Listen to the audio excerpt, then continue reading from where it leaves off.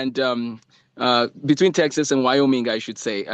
I was based in Texas, and now my family and I will be based in Wyoming, which is close to Colorado in the U.S. And today I'm going to be talking to us about a topic that I think is very important. So let me just share my screen. I have a few slides, and then I want to take questions. And maybe Elias and some of the team will answer any questions about, questions like what is Life Academy, what is counting the calculus. Those other things can come as we go too. But let me go ahead and start with the first slide here with the title. So let's see, we have it right here. So I'm going to start with some fundamental questions around what the problem is, quote unquote, or what are the concerns and why are families concerned about technology. And so we're talking about screens, phones, and healthy tech habits. I want to again thank you for taking time to come out and learn about this. It's important that we understand this is not just about a lecture about what has gone wrong. It's also a hope-filled practical playbook that you can start using this weekend. Not next year, but this weekend. You can literally start using some of the things that I'll be sharing with you all. So why is this? Or let me start with a quick story. I used to teach at a private school in Minnesota years ago. And when smartphones came, I was there. I saw the sort of when smartphones came into the lives of young people. And I'm going to tell you a fact that, or an interesting reality check here. When smartphones came, the habits and behavior of students started changing in ways that we could not have predicted.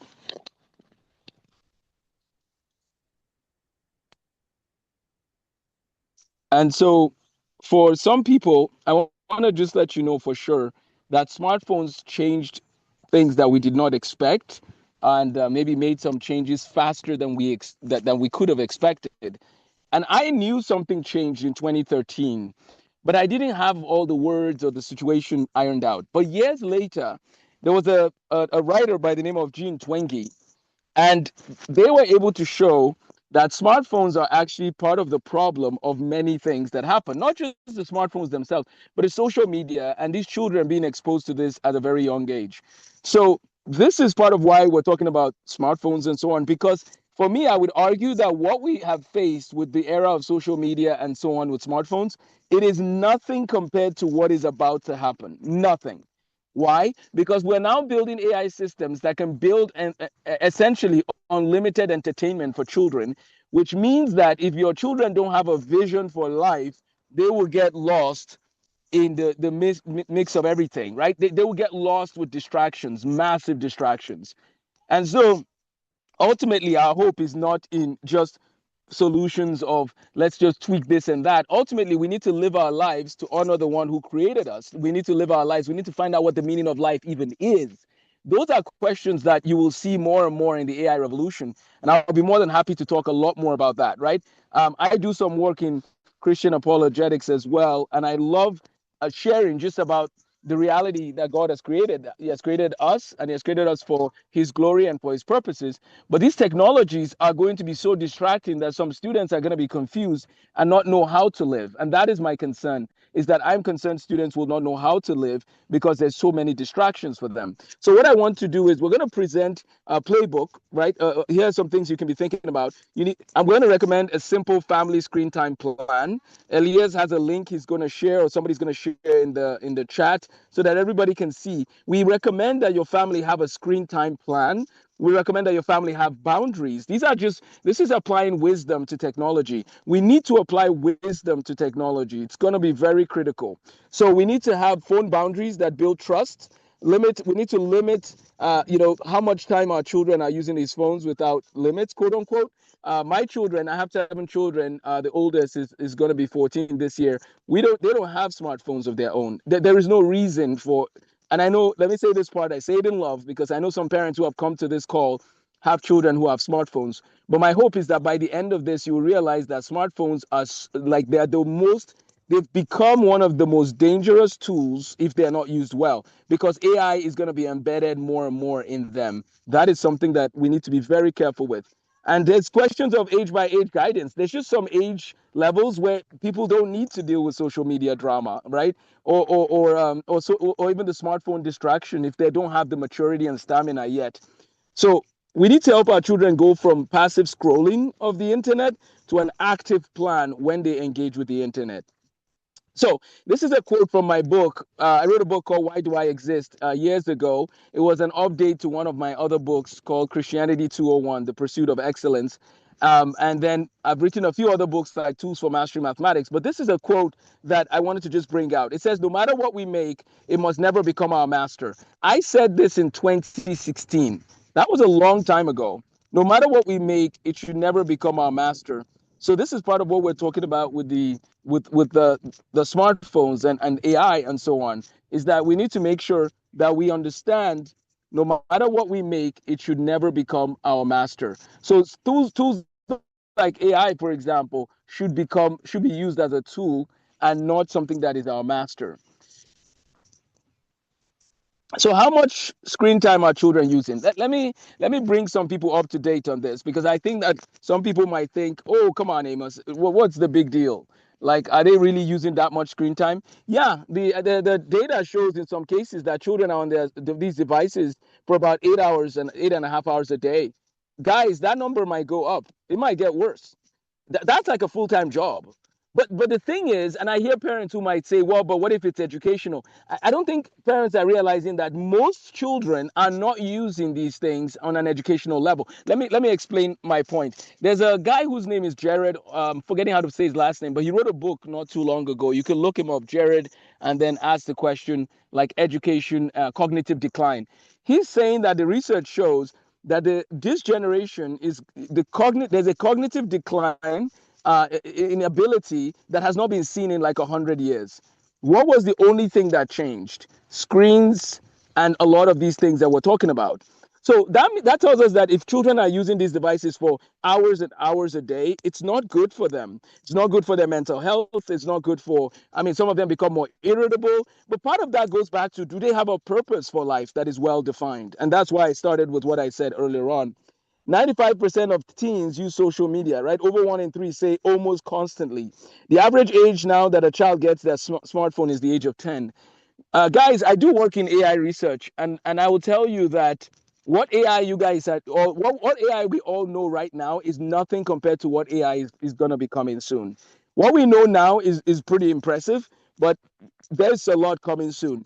Now, imagine we're giving children tools that have access to these AI models because they're embedded into smartphones, but these children might not yet be mature enough to be able to decipher if the data that the AI models are giving them are even true, right? So notice that for me, I'm on a side of history now that says we need phone licenses. That's where I'm at. I'm at a point where you need to get a license to get a phone, because I'm not talking about a car license. What I mean is, you need to take a class, you need to show that you're mature, that you've matured, you need to show that you're respectful when your phone is not going to be available, right? Because some young people, if their parents say, I'm going to take your phone today, some of them act like there's going to be a war. So we need to deal with all of that. So what does the research really show, right? There's a balanced read that we need to look at. So why does it matter? So heavy unstructured use is consistently linked to worse sleep, attention, and for teen girls' mood as well. This is part of what the research shows. The research shows that social media destroyed the girls' lives more than it did the boys. Again, that's just the research. I'm just the messenger. What it doesn't say, most findings are correlation, not proof of cause. Average effects in big studies are real but modest, right? So if somebody's using a little bit, if somebody's using an hour or two a day of some, that's a different story. But with the kind of numbers I'm showing you guys, this is on another level. So screen isn't, they're not the poison themselves, right? But they're not harmless either. So wise intentional use is the whole game. But why should they walk in wisdom? Well, they need to have a purpose to live. And so one camp is Jonathan Haidt and Jean Twenge, which is a lot of where I stand. Smartphones and social media are a major cause of the teen mental health decline, and I agree with them. But there are some people who might disagree, and that's bound to happen. And some people say the effects are small, and struggling kids may simply use screens more. So it becomes the question of the chicken and the egg. Let me explain. Are teens using smartphones so much that it's causing mental health problems, or are people who have mental health concerns using smartphones as a way to cope with their mental health concerns. Whatever the case, we need to ask a question, right? We need to ask, what is the purpose of our lives? Why do we exist? Why has God made us? And it is not for entertaining ourselves, right? Somebody wrote a book, I think, Amusing Ourselves to Death. I think his name was Neil Postman. Guys, the entertainment epidemic is massive. There's so much to keep people entertained for years. It's sad. If you don't have a purpose for life, you will be entertained on and on. Now, here's what the data says. Remember, I told you 2013. This is before I knew there was research going on. But since 2012, teen distress has climbed, right? But it matches exactly with when smartphones and social media really began to take off. I don't think it's rocket science, honestly. I really don't. I think it's pretty clear that, again, if children have these devices without a mission and a vision and a purpose for life, it's really not going to be good for them, right? So we see that there's the rise of smartphones. Then we see that the challenges again are more. We see it affecting girls a lot more. Heavy social users, heavy social media users, were seeing 2 times anxiety risk, and so again, this is strong correlation. They would argue, some research would say no, it's not to prove of the cause, but I would argue that I watched with my own eyes what was going on closely between 2012 and 2015. And I can tell you that the apathy has gone up, right? They say about 53% of girls and 28% of boys in 2023. We see part of that data affecting the girls more. The 2 times figure is from the US Surgeon General from 2023. They say 3+ hours per day of social media doubles the risk of depression, anxiety symptoms. And the average teen is near 3.5 hours. So I would argue that we need to give our children more in-person interaction and minimal interaction on screens for sort of the social media piece. And they should be spending time with their friends, having conversations, hopefully conversations that matter. But these are the kinds of things that we need to encourage our children to do. Spend quality time with people. This is one of the reasons we started our AI company, which is called VeritasAI.life. And in that company, I am teaching AI models to answer, like, and tell the kids, after, like, if a child is using AI models at all, at the end of our AI model, it tells them to go talk to somebody, like, go talk to someone about this, because it is not enough to just, like, these kids are using these models and the models sometimes sound very confident, but I want our kids to be able to double check and triple check what they're seeing with these AI models. So it's the habits, not just the hours, that are a problem. Passive scrolling, right? That's where there's a big problem. Are people just passively scrolling, looking at what their friends are doing, and then sometimes feeling jealous and envious, right? Or are they being active and creative? Are they making, coding, building, reading, researching real questions? You know what's sad to me is that in education, we're still teaching like the year is 1822. We're still teaching like here's the syllabus, and it's going to take us a year. Why? No, here's my new take on education. We need to encourage children to start solving real problems. Like, they should look around their community and ask the question, what problems can I solve? What problems can I solve in my community? Guys, that's part of what I really think our children need to be doing. How can I solve electricity in my community? How can I solve the purification water system problem? How can I ensure that there's solutions? They should be using these tools to find solutions. The school year calendar cannot keep pace with the reality of the AI revolution. So if the children are going to be using AI, they should be using it to solve real problems. And they should be having real conversations with their grandparents who might live somewhere else over Zoom, right? I'm just giving an example of another use of technology. So the sleep problem, this is huge. Have you asked a teenager recently how they're doing? A lot of the time, here's the response I get: tired. Why are you tired? Were you out in the farm working? Why are you tired? And one of the reasons is a lot of them have their screens close to bedtime. So this is where one of the first hard stops is, I would recommend for families. Again, I've worked with hundreds of children, over 500 children through the years. I've started schools, I've worked in education, I've seen the lives of teenagers up close in terms of just how they interact with one another. They used to come to my class when I used to teach math in 2012, 2011 to 2013. And I would give them a chance. It was called like lunch. I think it was like lunch date with Mr. Tarfa. Like the whole class would come up. A lot of people from the whole, the students I was teaching, they'll just come up, and I'll just listen to some of the things they were wrestling with. And I could tell you guys that a lot of teenagers are not sleeping well. The blue light from a lot of the phones is not good. I'm not even going to go into the eye research, the research on the eyes and other things like that. I'm just coming from the perspective of helping teens be careful with not allowing this, derail them from their purpose in life. So the screen time problem at night is a problem. Blue light is a problem. A phone in the bedroom is not good. As I would recommend to parents right now, your kids should not have their phones in their room or a computer in their room with doors closed. That is just setting them up for failure. Now, you could argue that, well, I mean, they're responsible, they're doing their homework. Well, you have to make sure you really double check and triple check that. And I'm just being very honest and upfront with families, because the reality is that there is trouble on these devices unmonitored. And we're not going to get into a lot of that now, but we know that it's sad. A lot of young people struggle with things like pornography, and it is not good to just give them full reign with data and allow them by themselves. So you have to watch out for that, right? But there is hope. There is hope. I don't want anyone to feel like I'm here to bring gloom and doom. When we recognize that God has created us for a purpose, when we recognize that we were made for Him, when we recognize there's a reason to live, right? The Bible teaches so much about how to live, but not just that. It's not enough to know how. There's more to that question. But when we talk about these things, then it becomes easier for you to explain to your kids why they might have to take a different direction. So what works? We need to charge all devices outside bedrooms overnight. No screens in the last hour before bed. The phone ringer needs to be off. Use an old-fashioned alarm clock and make it as a whole family rule, even for parents. Like that's something I even want to see more in my life, right? Put the phone away at a certain time. Done for the day, not to be seen till the next day. Um, Okay, let's see. So this is one change you can make right away. We need to guard our hearts and minds. Out of the abundance of the heart, the mouth speaks. Where your treasure is, that's where your heart is, Jesus said.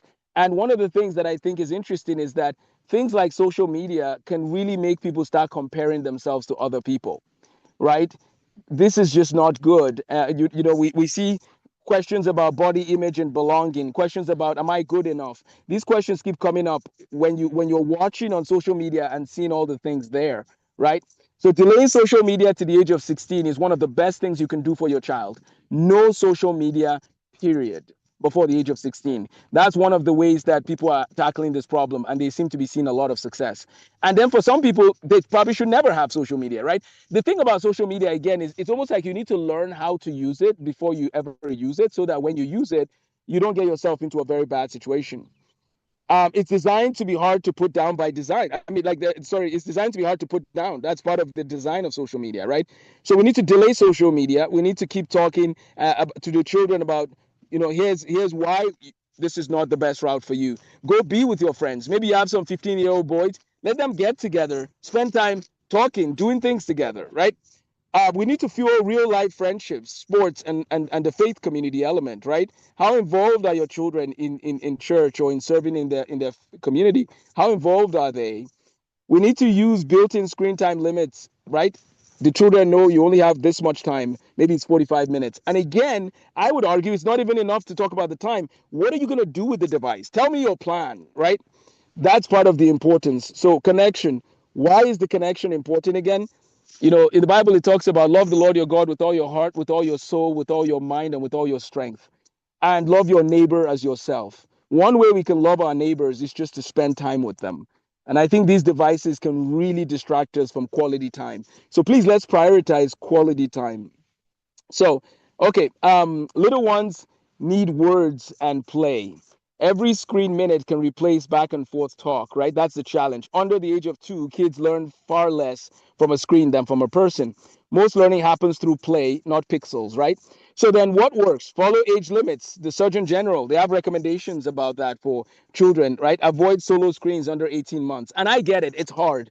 Parents, sometimes you just need a second, and you want to find something your kids can be working on. Well, let's find Lego bricks, big bricks. Let's find hands-on activities. Let's find things and other ways. And we could talk about that, right? Maybe my wife and my wife could be a guest, or one of our friends could be a guest on this as well.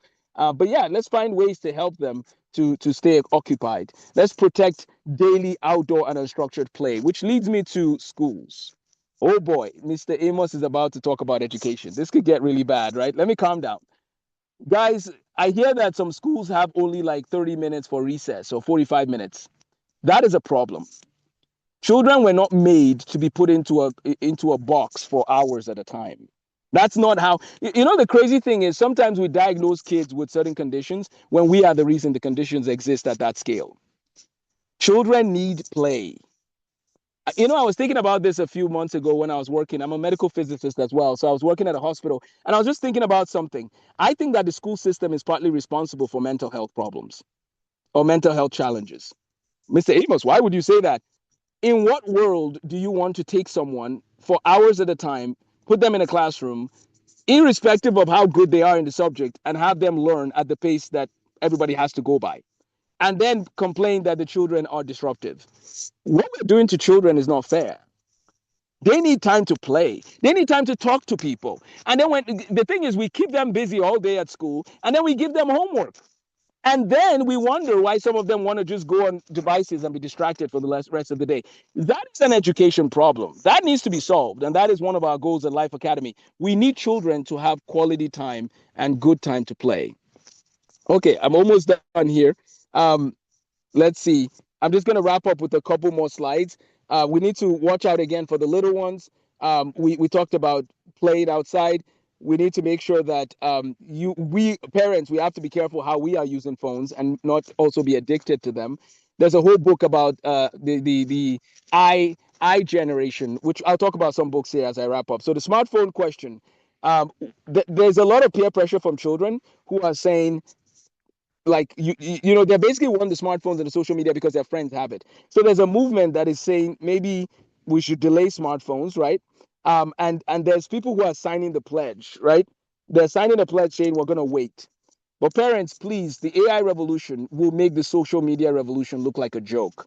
And remember, the social media generation literally caused so much harm that some of these companies are now in court, right? AI is more powerful in its ability to be distractive if you don't have a plan. We have to pay attention. We have to get ready. We have to shout from the rooftop because, guys, the change is coming fast. These models can now build entertainment tailored to each child. Does the child have a purpose for life? That's the question we need to answer first. Okay, the last few slides, I'm just going to take 2 minutes and then I'm done for Q&A. 4 shifts that change everything. No smartphone before high school. That is the best thing you can do for your child. No smartphone before high school. They could have a computer they use under your supervision, but I'm just saying the smartphones, they can use a flip phone and a GPS if they had to use one. Granted, they don't need a GPS as kids, right? We need to increase the amount of time they're spending with their friends, building on other skills, right? So no smartphone before high school is one big advice people are talking about. No social media before 16. Again, this is what the research shows. Jonathan Haidt, his book, The Anxious Generation, talks about this. This is one of the most anxious generations.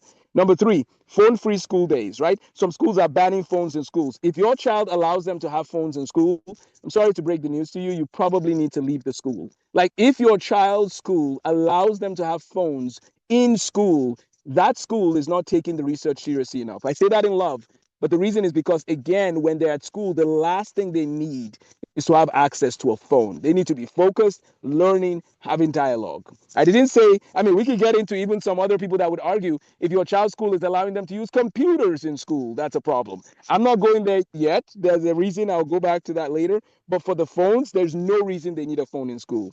So we need more real world independence. More real world interaction. More free play, responsibility, unstructured time, off screens. We grew up watching Voltron, and that was great, right? I still remember those days with my friends. I built those relationships that I still talk to them today, 20, 30 years later, right?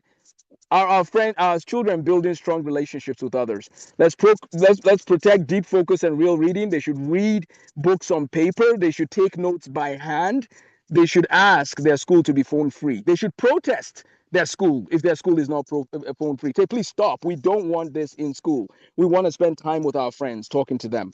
Now, can AI be used as a technology that can help? It can, as a tool. It can make adaptive practice problems. It can be used as a study partner. But a lot of kids don't care. They don't care enough Like the children don't care enough sometimes to put in that work. And that is back to the education system.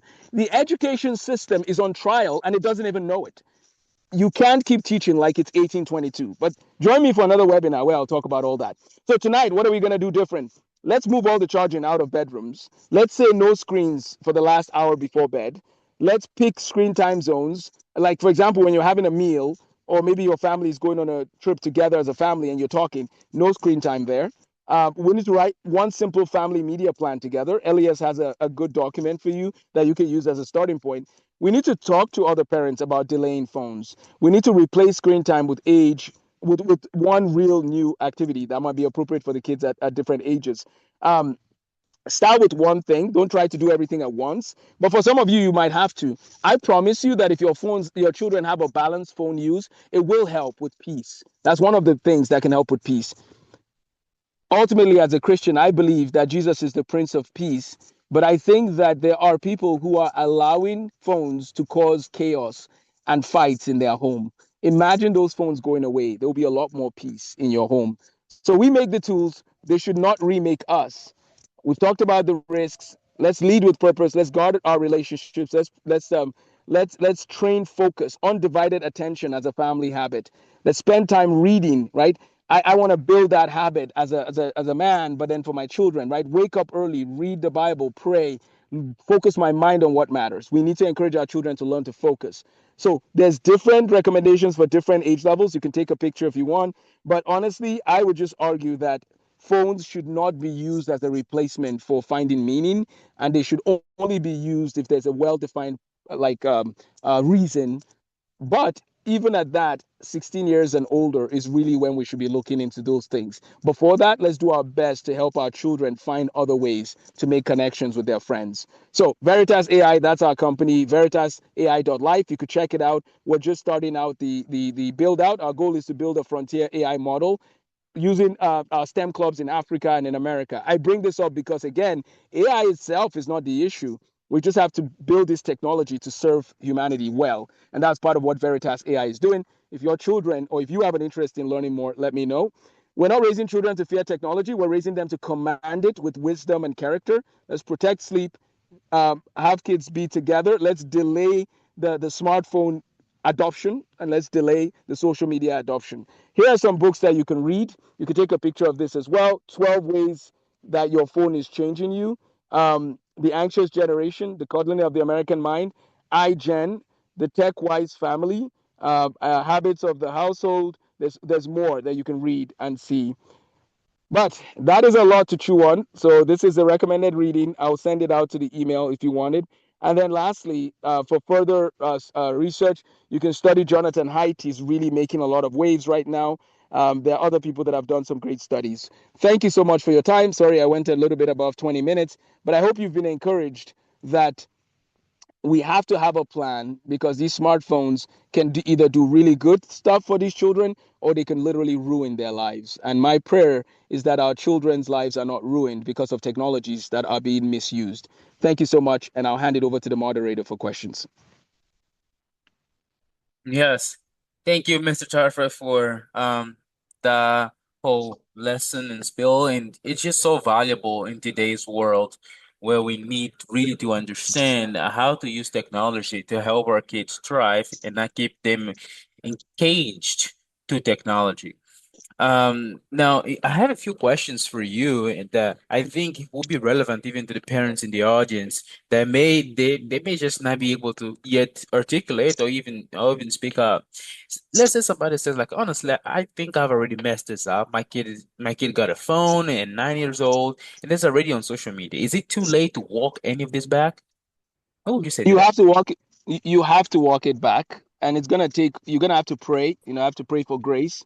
I want to thank Morris for reminding me of the importance of grace, even in the midst of this conversation. But you have to walk it back. Like parents, my story is kind of abnormal and interesting. I came to America to be a pediatrician, and you don't meet a lot of Nigerians who end up spending a lot of years in the American education with the young people as a teacher, and then as a principal, and then as a school owner, right? So I've watched all of this, and honestly, what I'm realizing is that a lot of these children are looking for purpose, they're looking for meaning, they're looking for help. And when you give them some of the devices, again, parents, I'm not trying to judge or condemn anybody. I'm just saying, if these children have access to these devices and you don't have literally terms and conditions of how these things should be used, and also the research and look at what it shows, I think that part of the problem is your children will actually get into more trouble than they realize. And so I understand when parents might say, but my child is mature, my child is different. But there's just some ways that our brains are built that these children are not ready for some of what social media is doing on the smartphones. But here's what I'm even going to say. Let's say that you did that in the past and you're like, okay, I made a mistake. Here's what I'm actually going to argue. Everybody needs to actually come back to the drawing table and have some hard conversations. Here's what I mean. Because the moment AI entered the equation, we needed a new game plan. Sometimes in life you make a plan, but you're going to have to make a different plan. So, parents, we need a different plan because AI is literally more potent by far than social media. By far. Like a few weeks ago, a friend of mine and I were talking, and we discussed how, hey, can you make an avatar that can teach a lesson with healthcare, for example? So when people go on YouTube, they might see him, not he himself, but just like something that looks like him, just talking about healthcare. And the idea of that is because you can roll out hundreds of videos that way without ever sitting down in front of a camera. So my friend was basically trying to use it for good for his health practice so that it can answer as many questions that his patients have. But here's what is interesting. Do you know that a lot of students can use the same thing to generate unlimited entertainment, right? That's my concern. My concern is that these children, if they don't have a vision for life, AI will amplify distractions and literally derail them from living a life that makes sense. So I would say every family in the world today with a smartphone needs to have a family meeting this weekend and just say, hey guys, it's looking like a lot is happening really fast. We're going to be making some changes as a family so we stay healthy. And this will be good for us. And then walk them through that. Like you guys can even go through a course on technology and wisdom together as a family. You can read some of these books as a family. Let me put it back on the screen. Like parents, I'm not trying to be a prophet of doom today. Amos in the Bible, they call him the prophet of doom. But what I'm trying to say is there's no time. Like literally, massive changes are coming. And the sooner you can get your family a plan, the better. But if you don't have a plan, I'm really sorry to say it this way, you might lose your kids because these tools are so powerful that some children now are depending on them more than talking to their families. This is already happening. This is real. There are children who literally have a stronger bond to their AI agents and to their AI buddies, quote unquote, than their family. So you need to step in hard. Otherwise, I'm just being honest. There are families, there are husbands who have left their families, there are children who have left their families because of AI models, right? And again, that's not why AI models were made. But what I'm saying is the addiction is real. And if you want to save your family, right, then I would encourage you to really zoom in to having a family meeting and just saying, we're going to have some discussion about the way forward because we don't want our family to break apart because it's already happening as we speak. Sorry, Elias, go ahead if you have a next question. Yes, absolutely, yeah. Yeah, and that is a real issue.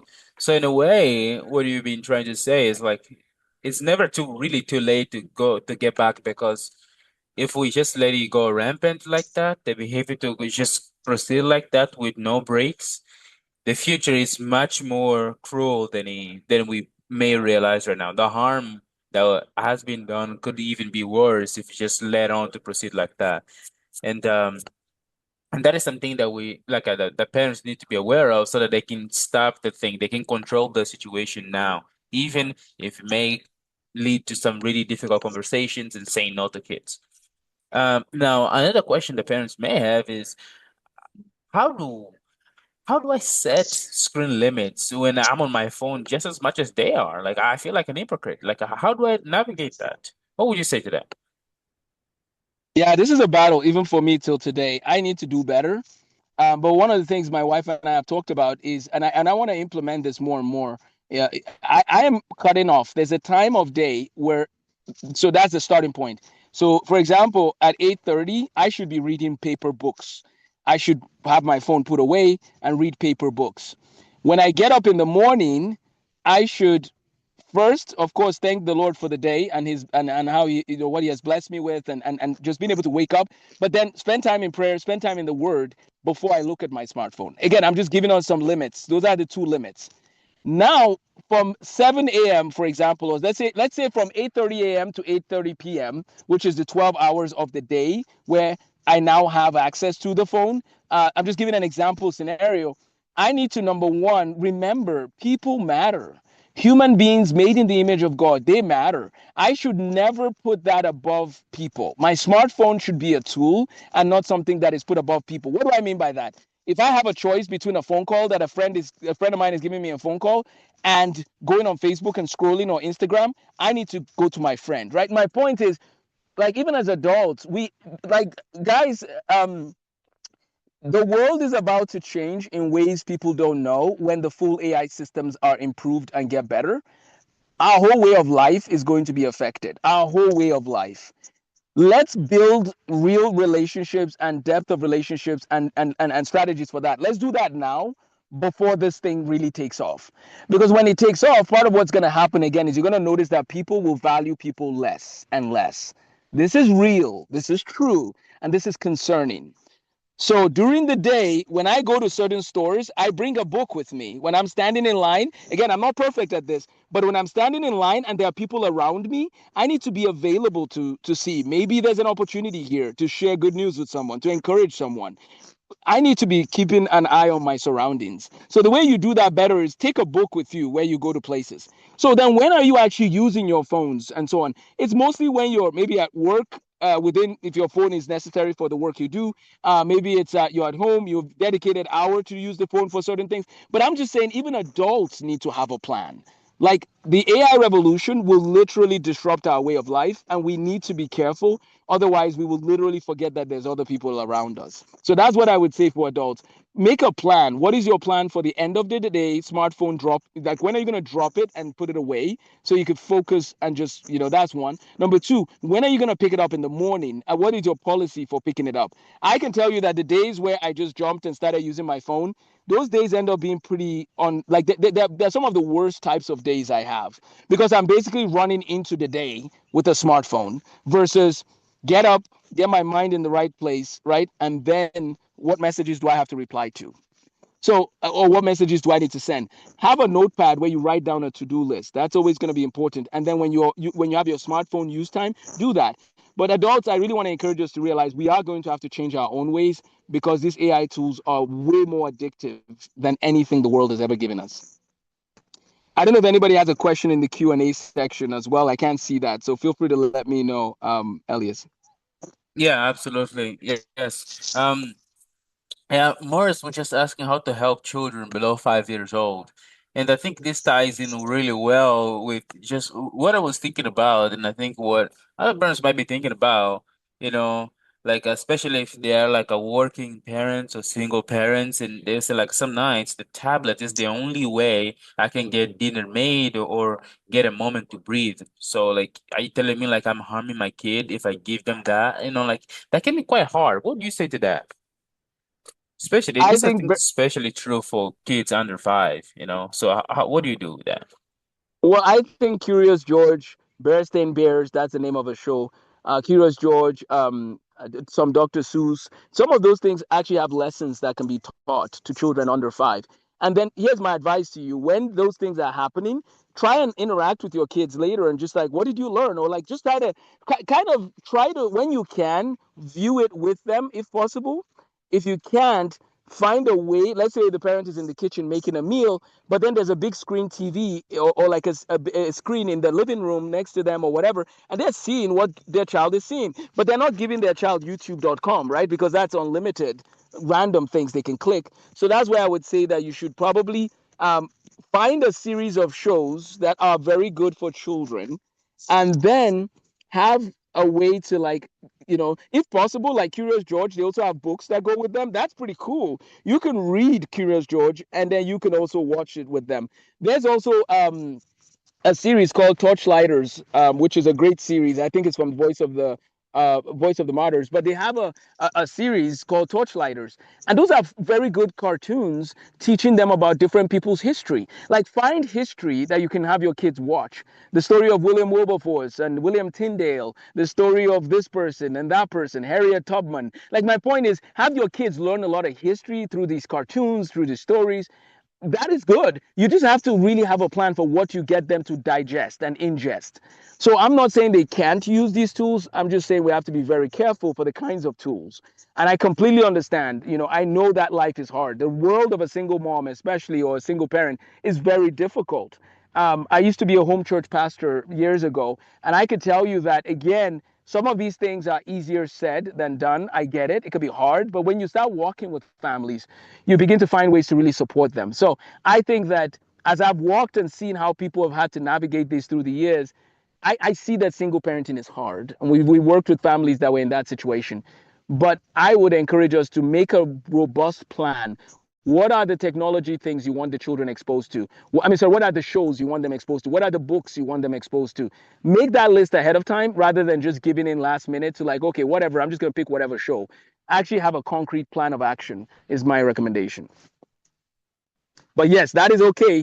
But hopefully you can find a way to do it with your child rather than them just being by themselves all the time when they engage. But the last thing the research says about this that I'll mention is there is a time limit above which it does become harmful. So you do have to be careful with that as well. So think of it like this. If you have an hour a day to use for that child, be careful how you use that. Find ways to mix things up. And so that might mean that your food is not as spicy if you wanted to cook longer, right? I'm just sorry, I'm joking about that part, but I'm just saying what I'm saying is because some people might say, I want to make a meal that is going to last 3 hours to make. Well, if your kid is on a device for 3 hours, that would be a problem, right? So maybe make a meal that can work, right? Or maybe here's another idea: invite another mother with another mom, or that can come. Let's say there's a single mom. Invite another mom. It might be a single mom, maybe not. Doesn't matter. But invite somebody else to come. Bring their child. Let's let our children play together, guys. I remember growing up in Nigeria. We used to go to people's houses. We used to spend time with people, quality time. And I'll be honest with you, these days, that is one of the saddest things of the time I live in, is that we are all so busy. We all have to be careful. We all have to repent of this because we don't even have time for one another. And that is really concerning. So what if we have people come together? Hey, bring your kids down. I want to cook a meal and I'll feed you. These things should happen more by God's grace. And we would not need as much of this technology to be dependent on. Over to you, Elias.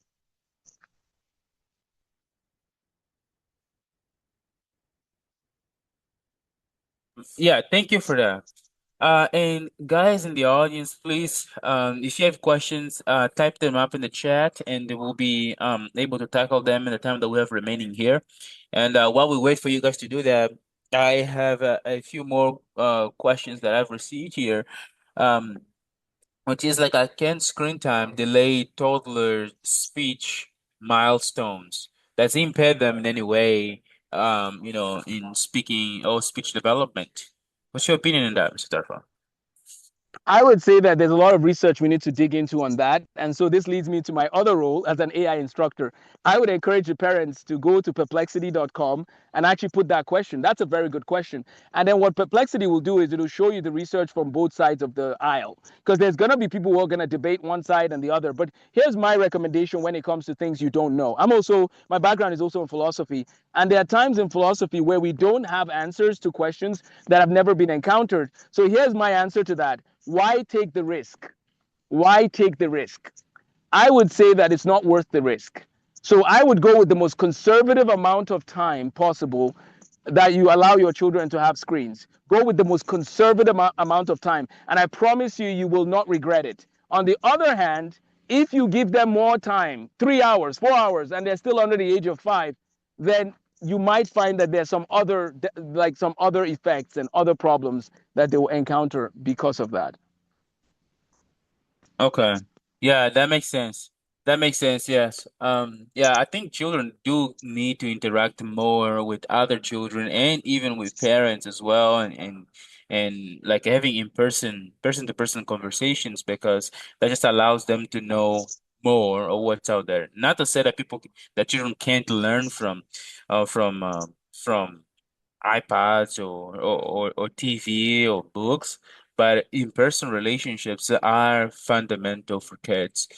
Um, while we prepare for more questions there, I don't know if people have questions. If you have it, please type it in the chat, as I said before. I do have one more question for you, Mr. Tarfa, which is the worry that would come, as we expect kids to, as we put boundaries on technology, but we also expect kids to know more about technology so they don't fall behind. Let's say a parent says, "Hey, if I delay the phone, won't the kid be left out?"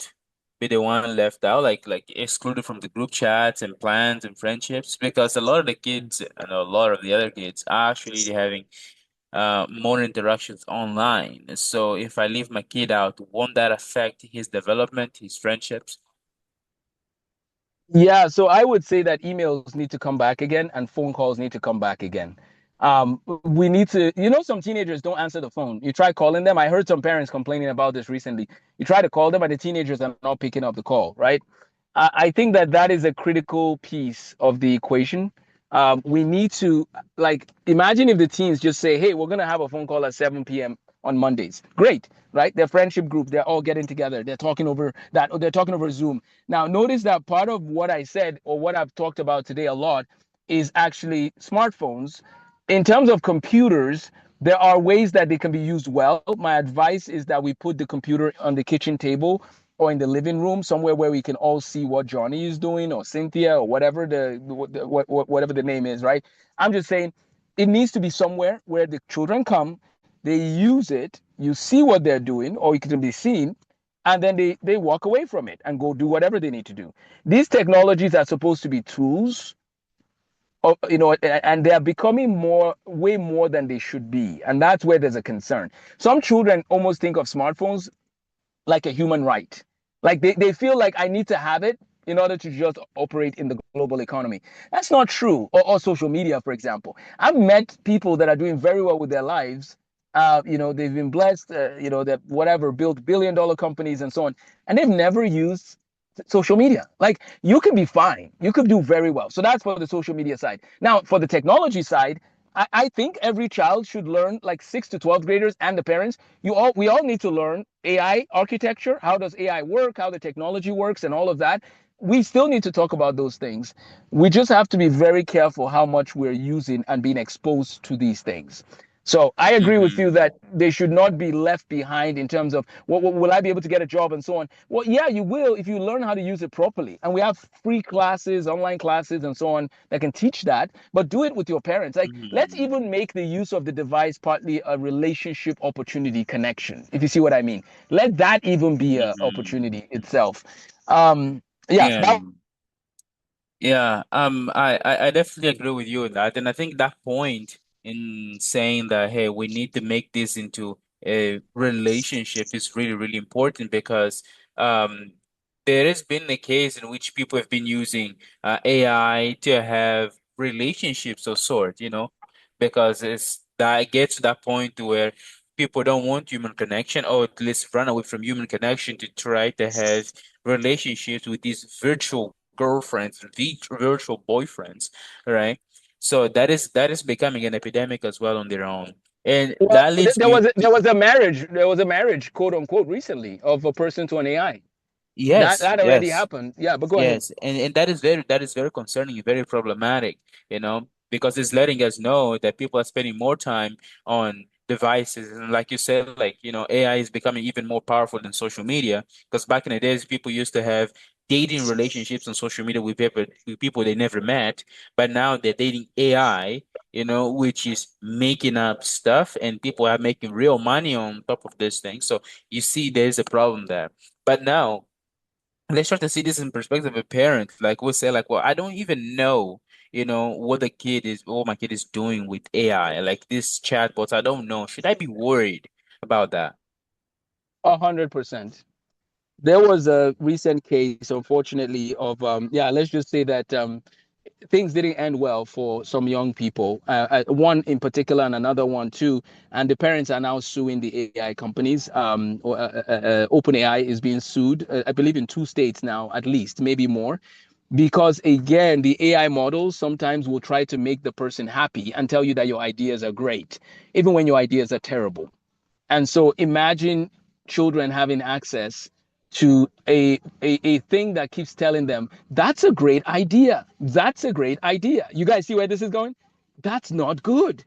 But the AI models are literally partly made they're partly made to, like, if they want you to stick around with the AI, they're not going to tell you stop asking that question. That's a bad question, right? Now my AI model will, God willing, the one I'm building, we're going to speak the truth. That's what Veritas AI.life is about.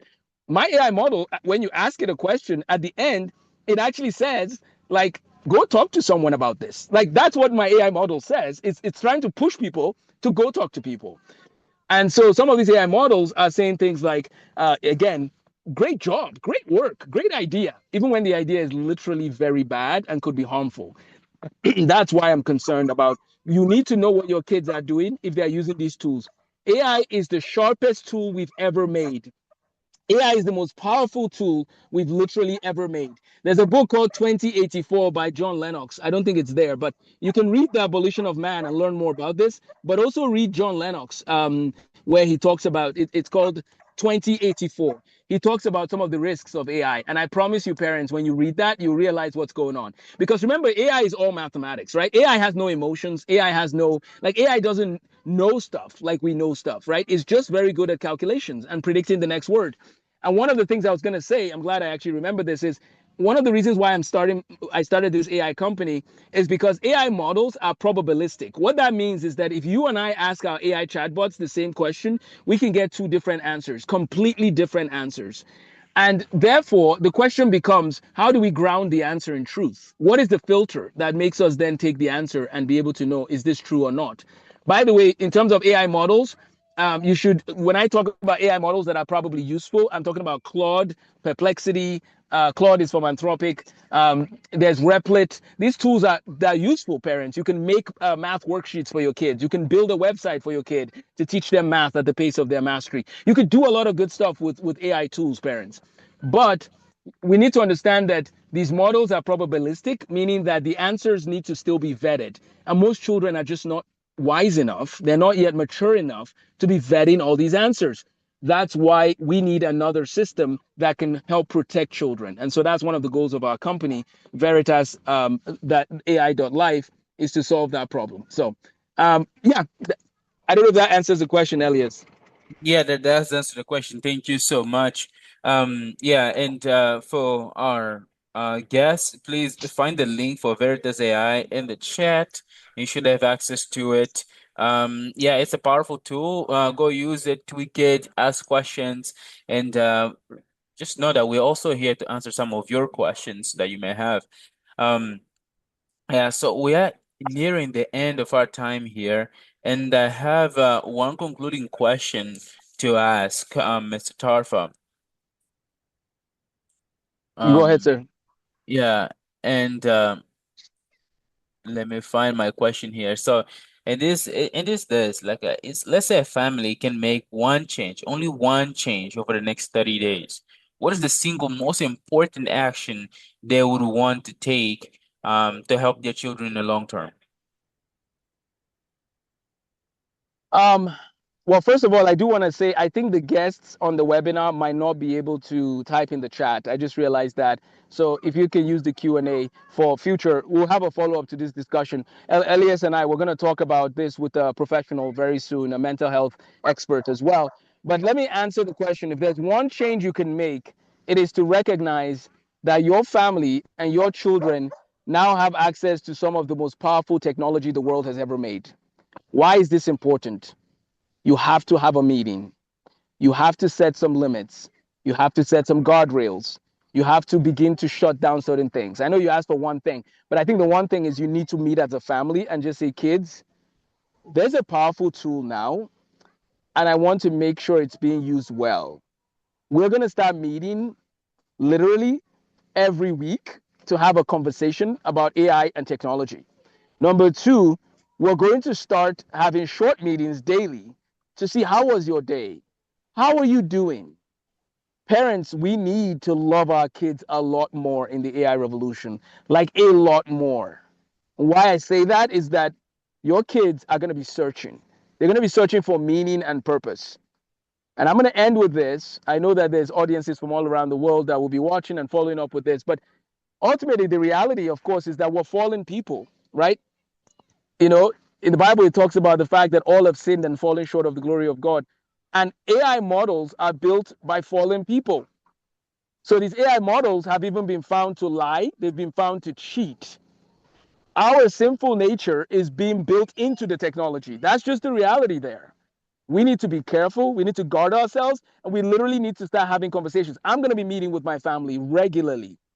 My family, you know, some of them, the oldest, he understands a little bit about AI, but we're going to be having some deep conversations.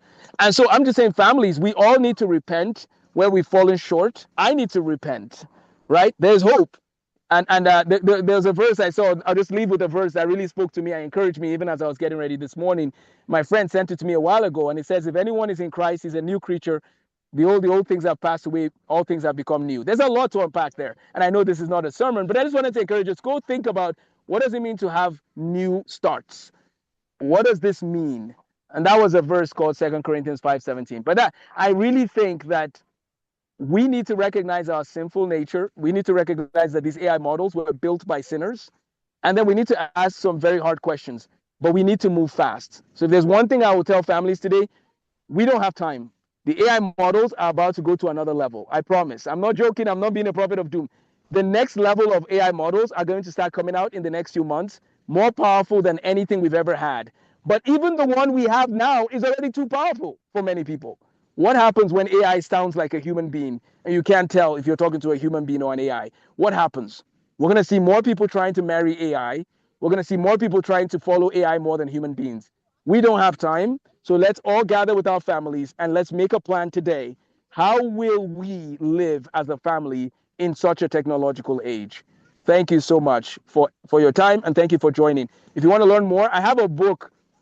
I have a few free books on my website. Elias, please, can someone put it in the chat? Livingsensibly.org. Livingsensibly.org. I have a website where I go deeper into these questions and topics and even the aspects of faith as it relates to technology. My book, Why Do I Exist, is free of charge under the book section. So if you go to livingsensibly.org, you will be able to actually, give me 1 second. I just noticed that, let's see.